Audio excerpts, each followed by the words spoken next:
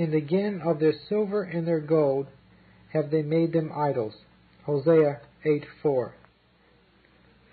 Sad indeed are those above passages, the more so because we have seen such a tragic repetition of them in our own days.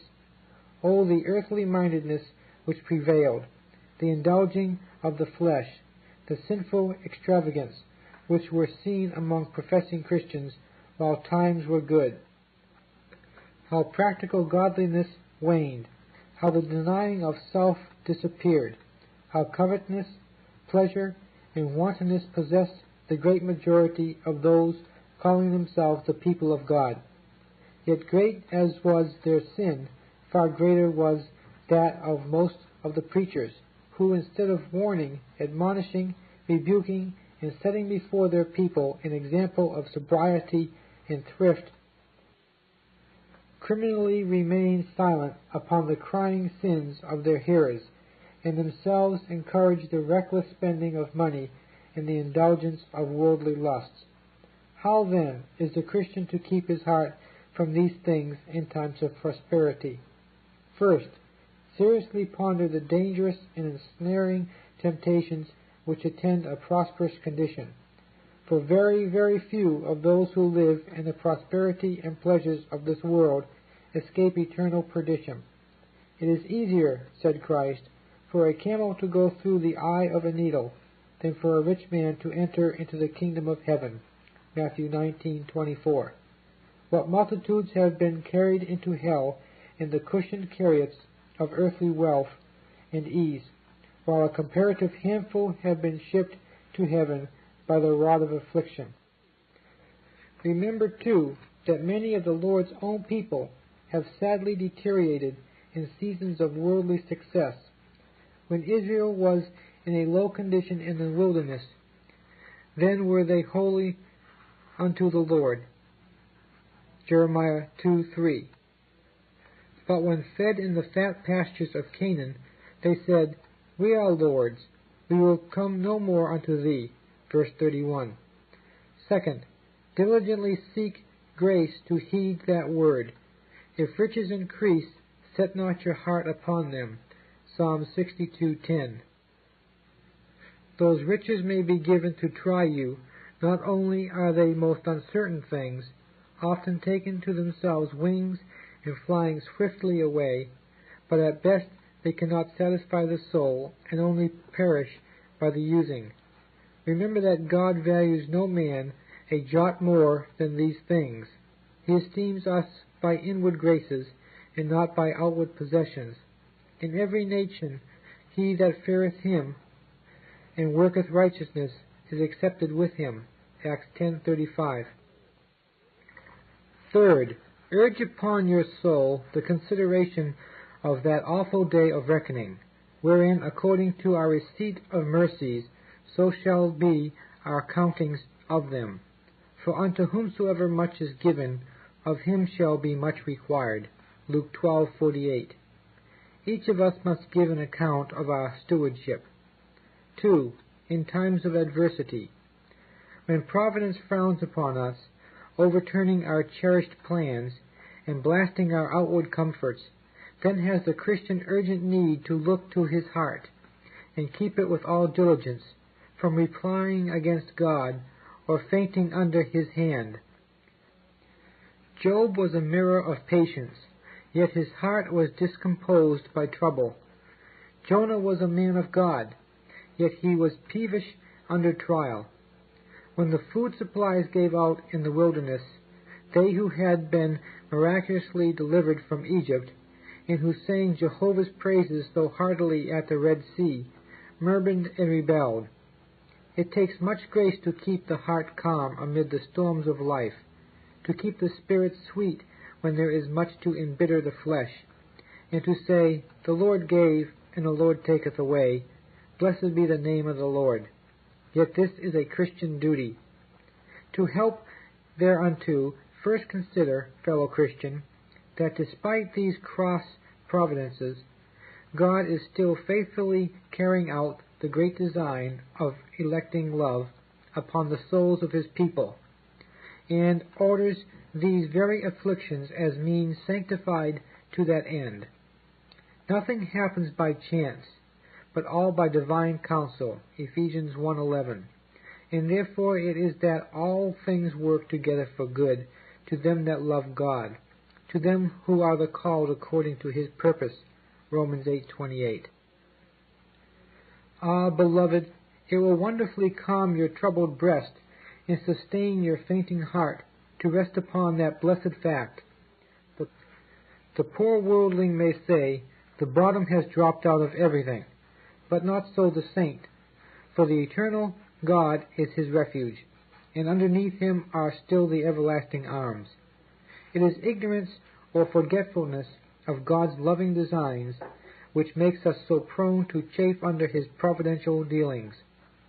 If faith were more in exercise, we should count it all joy when we fall into diverse temptations or trials, James 1:2. Why so? Because we should discern that those very trials were sent to wean our hearts from this empty world, to tear down pride and carnal security, to refine us. If then my Father has a design of love unto my soul, do I well to be angry with him? Later, if not now, you will see that those bitter disappointments were blessings in disguise, and will exclaim, it is good for me that I have been afflicted. Psalms 119, verse 71. God is not the author of confusion. 1 Corinthians 14:33. No, the devil causes that, and he has succeeded in creating much in the thinking of many by confounding the heart with the nature. People say, I was born with an evil heart, and I cannot help it. It would be more correct to say, I was born with an evil nature, which I am responsible to subdue. The Christian needs clearly to recognize that in addition to his two natures, the flesh and the spirit, he has a heart which God requires him to keep. We have already touched upon this point, but deem it advisable to add a further word thereon.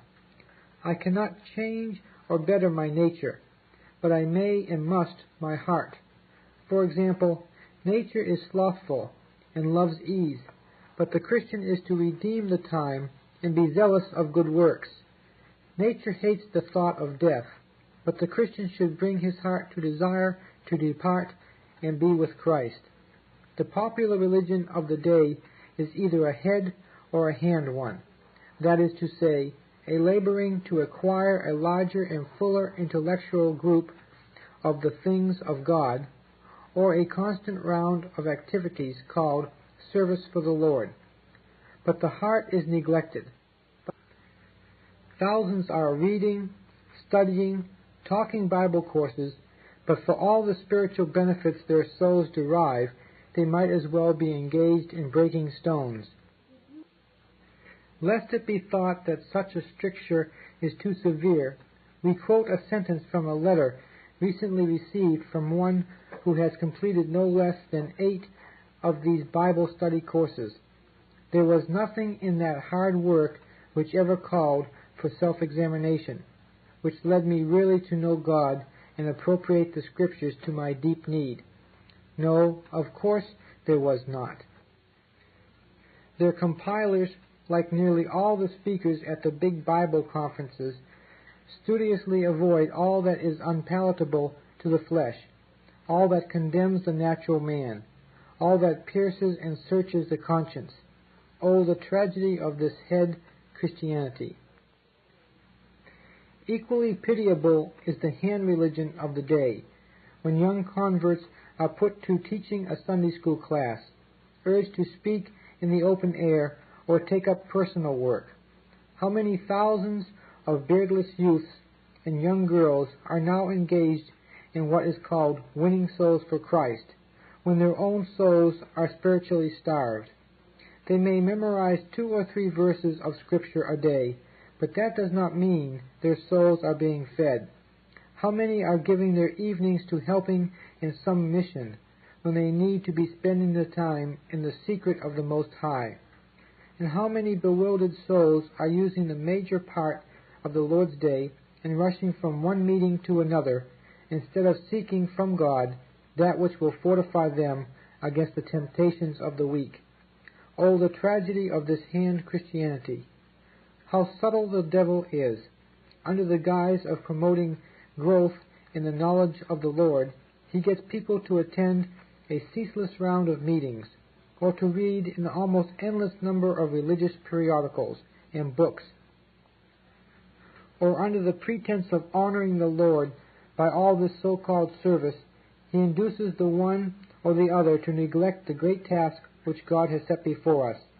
Keep thy heart with all diligence, for out of it are the issues of life. Proverbs 4:23.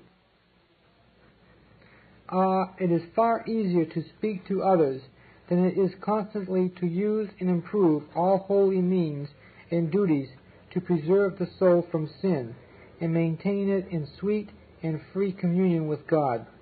It is far easier to spend an hour reading a sensational article upon the signs of the times than it is to spend an hour in agonizing before God and purifying and rectifying grace. This work of keeping the heart is of supreme importance. The total disregard of it means that we are mere formalists.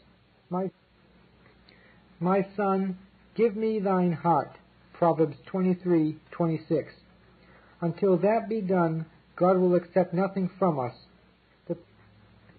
The prayer and praises of our lips, the labors of our hands, yea, and a correct outward walk, are things of no value in his sight, while the heart is estranged from him. As the inspired apostle declared, though I speak with the tongues of men and of angels, and have not love, I am become a sounding brass or a tinkling cymbal. And though I have the gift of prophecy and understand all mysteries and all knowledge, and though I have all faith, so that I could remove mountains, and have not love, I am nothing. And though I bestow all my goods to feed the poor, and though I give my body to be burned, and have not love, it profiteth nothing. 1 Corinthians 13:1-3. If the heart be not right with God, we cannot worship him, though we may go through the form of it. Watch diligently, then, your love of him. God cannot be imposed upon, and he who takes no care to order his heart aright before him is a hypocrite. And they come unto thee as the people cometh, and they sit before thee as my people, and they hear thy words, but they will not do them. For with their mouth they show much love, but their heart goeth after their covetousness. And lo, thou art unto them as a very lovely song of one that hath a pleasant voice, and can play well on an instrument. Ezekiel 33, verse 31 and 32. Here are a company of formal hypocrites, as is evident from the words, as my people, like them, but not of them. And what constituted them impostors? Their outside was very fair, high professions, reverent postures, much seeming delight in the means of grace. But their hearts were not set on God, but were commanded by their lusts, went after covetousness. But lest a real Christian should infer from the above that he is a hypocrite too, because many times his heart wanders, and he strives all he may, that he cannot keep his mind stayed upon God when praying, reading his word, or engaged in public worship, to him we answer that the objection carries its own refutation. You say, strive all I may. If you have, then the blessings of the upright is yours, even though God sees well to excuse you over the afflictions of a wandering mind. There remains still much in the understanding and affections to humble you. But if you are exercised over them, strive against them, and sorrow over your very imperfect success, then that is quite enough to clear you of the charge of reigning hypocrisy. The keeping of the heart is supremely important because, Out of it are the issues of life. It is the source and fountain of all vital actions and operations. The heart is the warehouse. The hand and tongue are but the shops. What is in these comes from thence. The heart contrives, and the members execute. It is the heart that the principles of the spiritual life are formed. A good man out of the good treasure of his heart bringeth forth that which is good, and an evil man out of the evil treasure of his heart bringeth forth that which is evil. Luke 6:45. Then let us diligently see to it that the heart be well stored with pious instructions, seeking to increase in grateful love, reverential fear, hatred of sin, and benevolence in all its exercises, that from within these holy springs may flow and fructify our whole conduct and conversation. This work of keeping the heart is the hardest of all. To shuffle over religious duties with a loose and heedless spirit will cost no great pains, but to set thyself before the Lord and tie up thy loose and vain thoughts to a constant and serious attendance upon Him, this will cost something. To attain a facility and dexterity of language in prayer, and put thy meaning into an apt and decent expressions, is easy, but to get thy heart broken for sin whilst thou art confessing it, be melted with free grace whilst thou art blessing God for it, be really ashamed and humbled through the apprehensions of God's infinite holiness, and to keep thy heart in this frame, not only in, but after duty, will surely cost thee some groans and travailing pain of soul. To repress the outward acts of sin, to compose the external acts of thy life in a laudable and comely manner, is no great matter. Even carnal persons, by the force of common principles, can do this.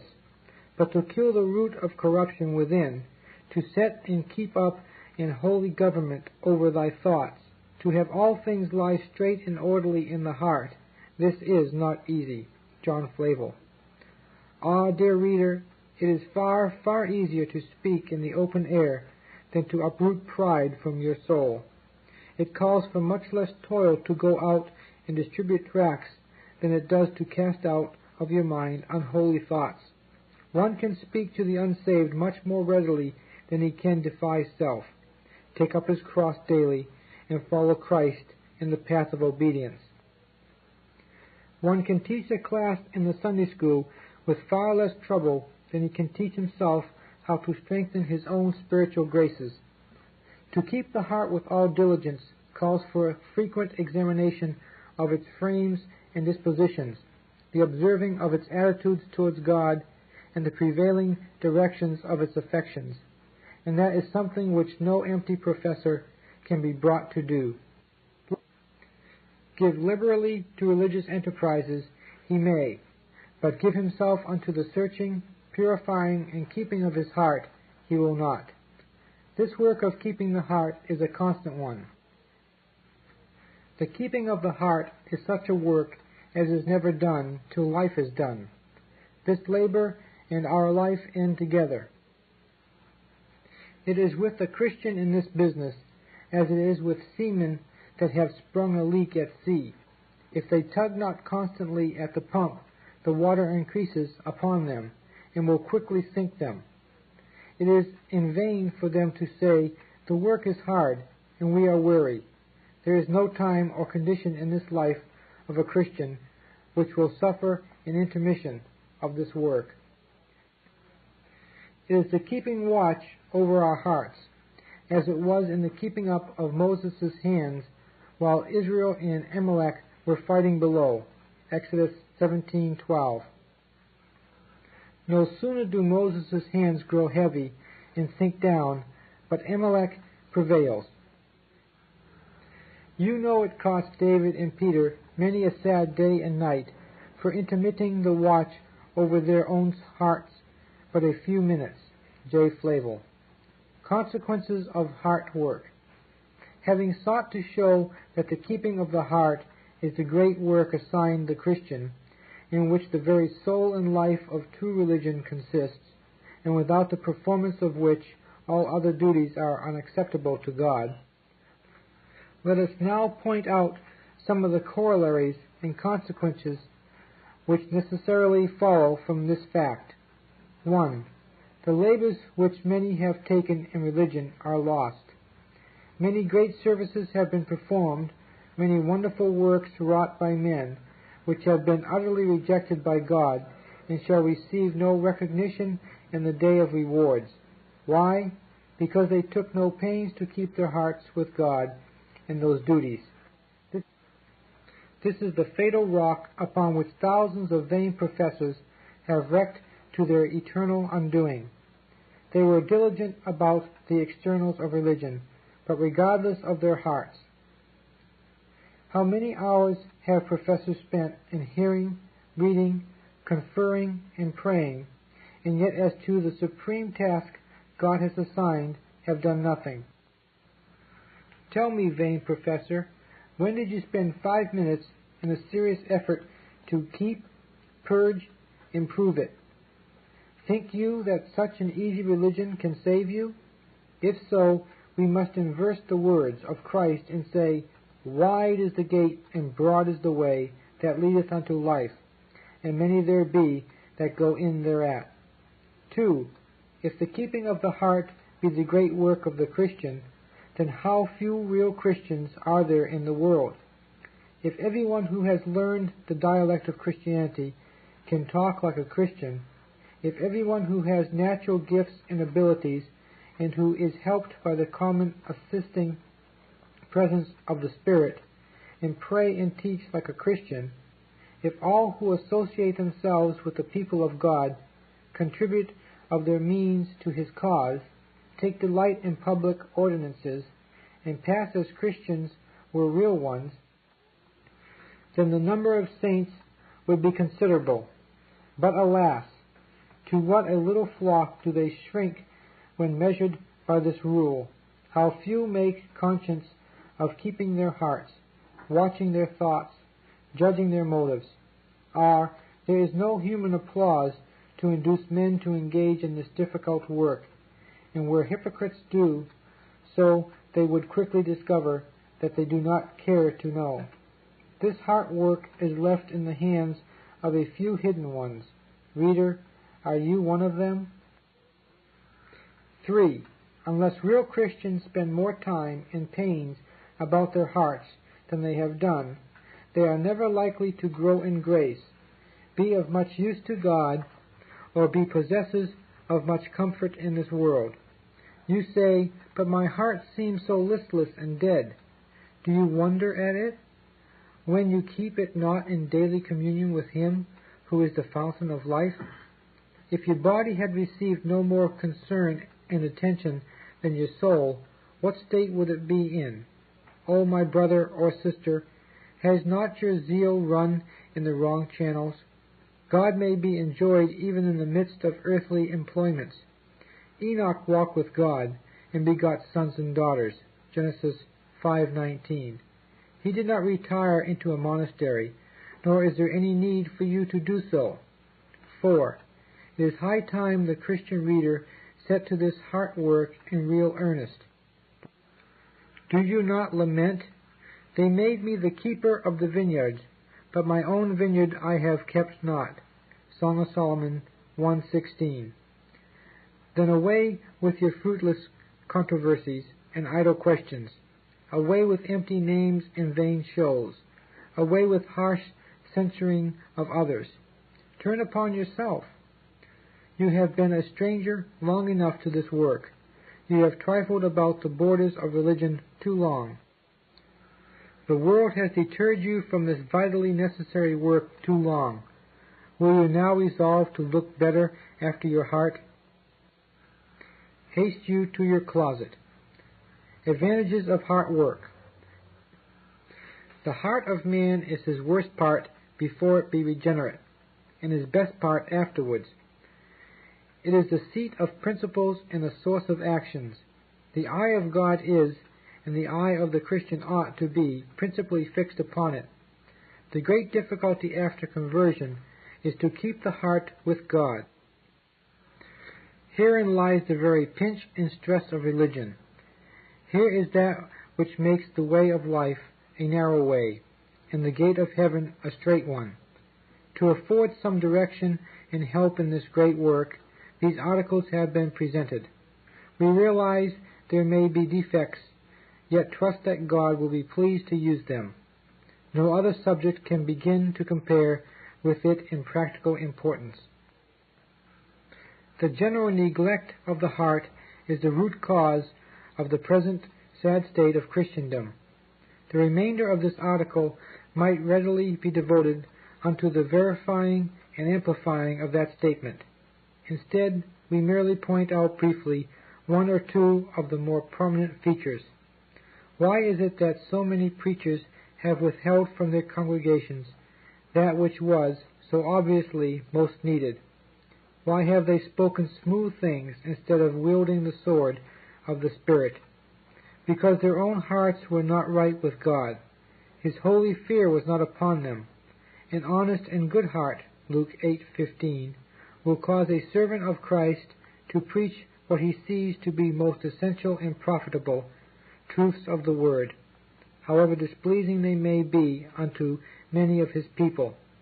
He will faithfully rebuke, exhort, admonish, correct, and instruct, whether his hearers like it or not. Why have so many church members departed from the faith and given heed to seducing spirits?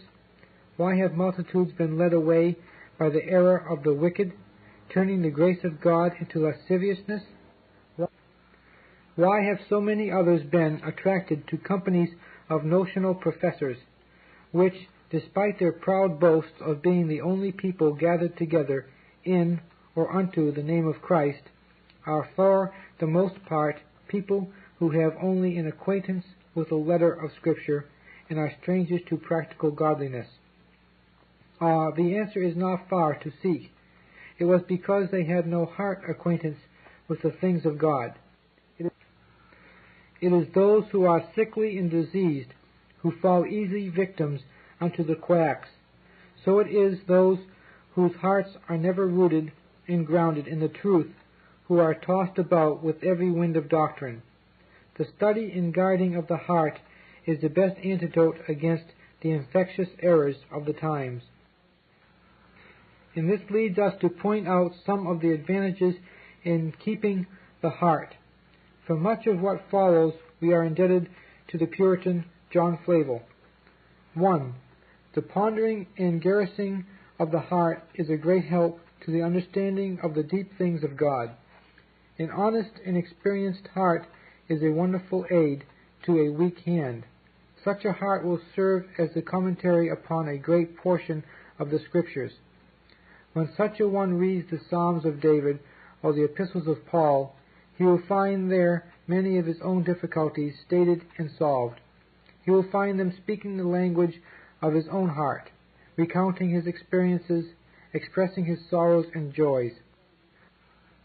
By a close and regular study of the heart, he will be far better fitted to understand the things of God than graceless rabbis and inexperienced doctors. Not only will they be clearer, but far sweeter unto him.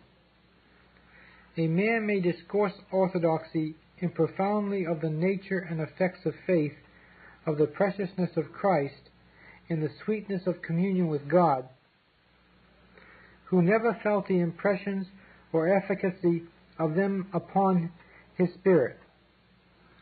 But how dull and dry will these notions be unto those who have experienced them. My reader, experience is the great schoolmaster. Much in Job and Lamentations will seem dull and uninteresting until you have had a deeper exercise of soul. The 7th chapter of Romans is not likely to appeal much unto you until you make more conscious of indwelling sin. Many of the latter Psalms will appear too extravagant in their language until you enjoy closer and sweeter fellowship with God. But the more you endeavor to keep your heart and bring it into subjection unto God, and keep it from the evil solicitations of Satan, the more suited to your own case will you find many chapters of the Bible. It is not simply that you have to be in the right mood to appreciate, but that you have to pass through certain exercises of heart ere you can discover their appropriateness. Then it is that you will have felt and tasted for yourself the things of which the inspired writers treat. Then it is that you will have the key which unlocks many a verse that is fast closed unto masters of Hebrew and Greek. 2. Care in keeping the heart supplies one of the best evidences of sincerity. There is no external act which distinguishes the sound from the unsound professor, but before this trial no hypocrite can stand. It is true that when they think death to be very near, many will cry out of the wickedness and fear in their hearts, but that signifies nothing more than does the howling of an animal when it is in distress. But if you are tender of your conscience, watchful of your thoughts, and careful every day of the workings and frames of your heart, this strongly argues the sincerity of it.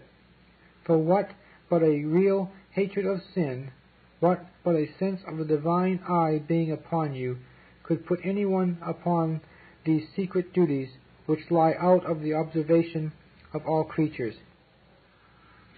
If then it be such a desirable thing to have a fair testimony of your integrity, and to know of a truth that you fear God, then study, watch, keep the heart. The true comfort of our souls much depends upon this, for he that is negligent in keeping his heart is generally a stranger to spiritual assurance and the sweet comforts flowing from it. God does not usually indulge lazy souls with inward peace, for he will not be the patron of any carelessness. He has united together our diligence and comfort, and they are greatly mistaken who suppose that the beautiful child of assurance can be born without soul pangs. Diligent self-examination is called for. First the looking into the Word, and then the looking into our hearts, to see how far they correspond. It is true that the Holy Spirit indwells the Christian, but he cannot be discerned by his essence. It is his operations that manifest him, and these are known by the graces he produces in the soul, and those only can be perceived by diligent search and honest scrutiny of the heart. It is in the heart that the Spirit works. 3. Care in keeping the heart makes blessed and fruitful the means of grace and the discharge of our spiritual duties. What precious communion we have with God when he is approached in a right frame of soul, when we may say with David, "My meditation of him shall be sweet." Psalm 104, verse 34. But when the heart is indisposed, full of the things of this life, then we miss the comfort and joy which should be ours. The sermons you hear and the articles you read, if by God's servants, will appear very different if you bring a prepared heart to them. If the heart be right, you will not grow drowsy while hearing or reading of the riches of God's grace, the glories of Christ, the beauties of holiness, or the needs be for a scripturally ordered walk. It was because the heart was neglected that you got so little from attending to the means of grace. The same holds good for prayer. What a difference there is between a deeply exercised and spiritually burdened heart pouring out itself before God in fervent supplication and the utterance of verbal petitions by rote. It is the difference between reality and formality. He who is diligent in the heart work and perceives the state of his own soul is at no loss in knowing what to ask God for. So he who makes it a practice of walking with God, communing with God, meditating upon God, spontaneously worships him in spirit and in truth. Like David, he will say, "My heart is indicating a good matter." Psalm 45, verse 1. The Hebrew there is very suggestive. Literally, it is, "My heart is boiling up a good matter." It is a figurative expression taken from a living spring which is bubbling up fresh water. The formalist has to rack his mind and, as it were, laboriously pump up something to say unto God. But he who makes conscience of his heart work finds his soul like a bottle of new wine, ready to burst, giving vent to sorrow or joy, as his case may be. 4. Diligence in keeping the heart will make the soul stable in the hour of temptation. The care or neglect of conscience largely determines our attitude toward and response unto solicitations of evil. The careless heart falls an easy prey to Satan. His main attacks are made upon the heart, for if he gains that, he gains all, for he commands the whole man. Alas, how easy a conquest is an unguarded heart! It is no more difficult for the devil to capture it than for a burglar to enter a house whose windows and doors are unfastened. It is the watchful heart that both discovers and suppresses the temptation before it comes in its full strength. It is much like a large stone rolling down a hill. It is easy to stop at first, but very difficult after it has gained full momentum. So if we cherish the first vain imaginations as it enters the mind, it will soon grow into a powerful lust which will not take a nay. Acts are preceded by desires, and desires by thoughts. A sinful object first presents itself to the imagination, and unless that be nipped in the bud, the affections will be stirred and enlisted. If the heart does not repel the evil imagination, if instead it dwells upon it, encourages it, feeds on it, then it will not be long before the consent of the will is obtained.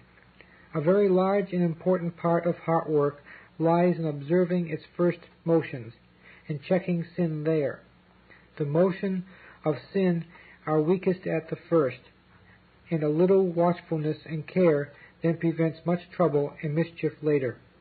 But if the first movings of sin in the imagination be not observed and resisted, then the careless heart is quickly brought under the full power of temptation, and Satan is victorious. 5. The diligent keeping of the heart is a great aid to the improving of our graces. Grace never thrives in a careless soul, for the roots and habits of grace are planted in the heart, and the deeper they are radicated, the more thriving and flourishing grace is.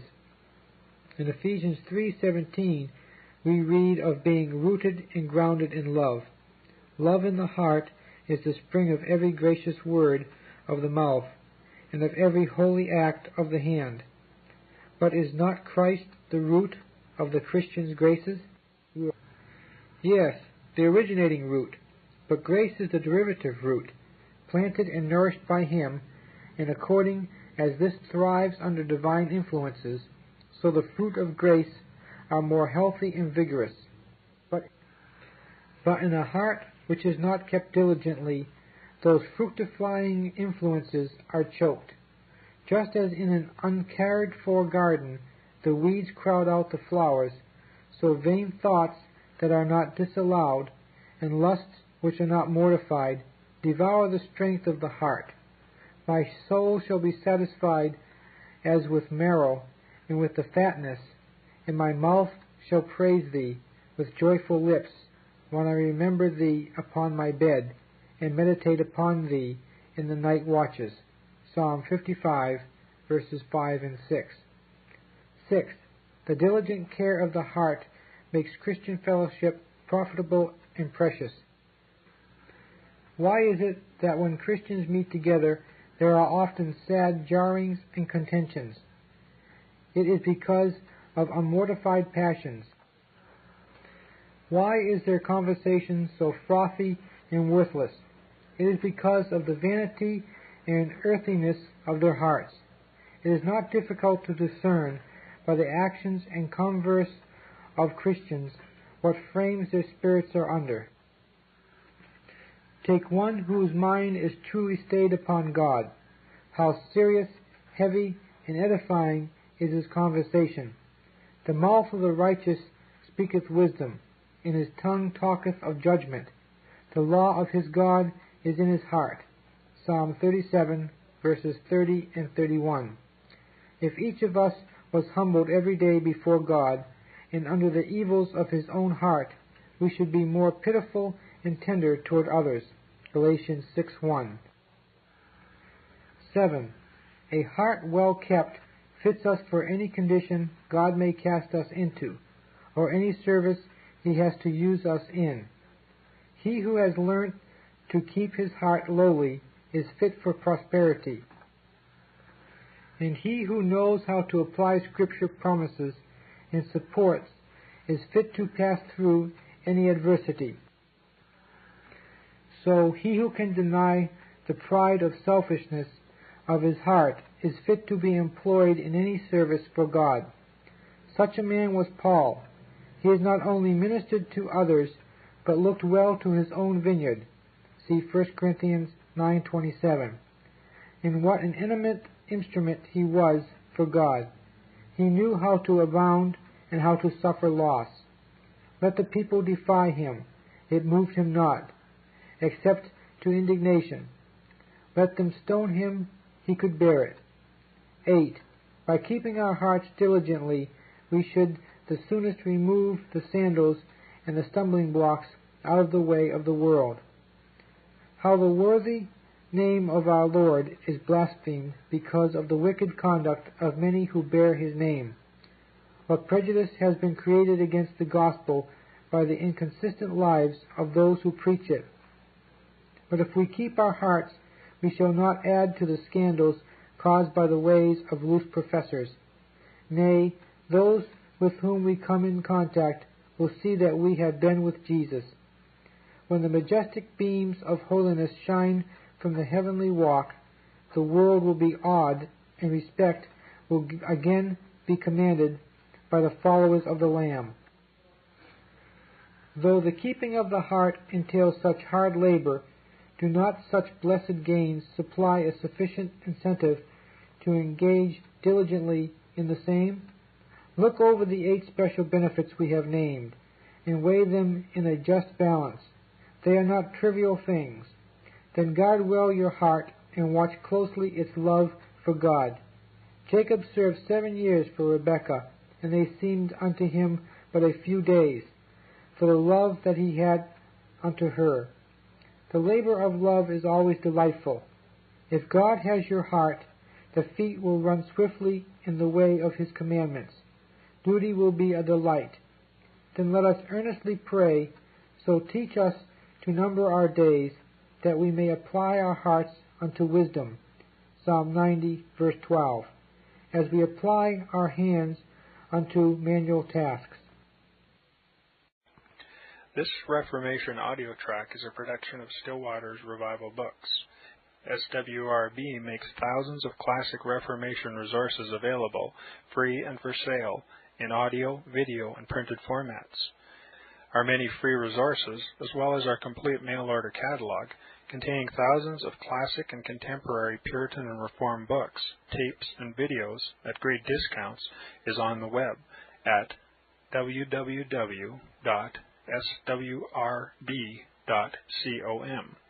We can also be reached by email at swrb@swrb.com, by phone at 780-450-3730, by fax at 780-468-1096, or by mail at 4710-37A Avenue, Edmonton, that's Edmonton, Alberta, abbreviated capital A, capital B, Canada, T6L3T5. You may also request a free printed catalog.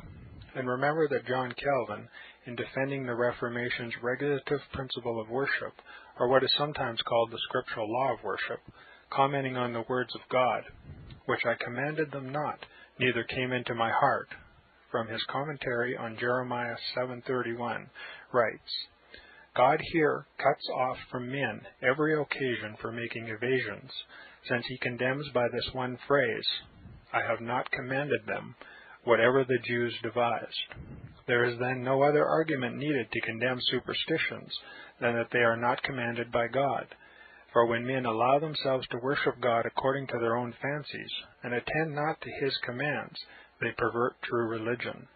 And if this principle was adopted by the Papists, all those fictitious modes of worship in which they absurdly exercise themselves would fall to the ground.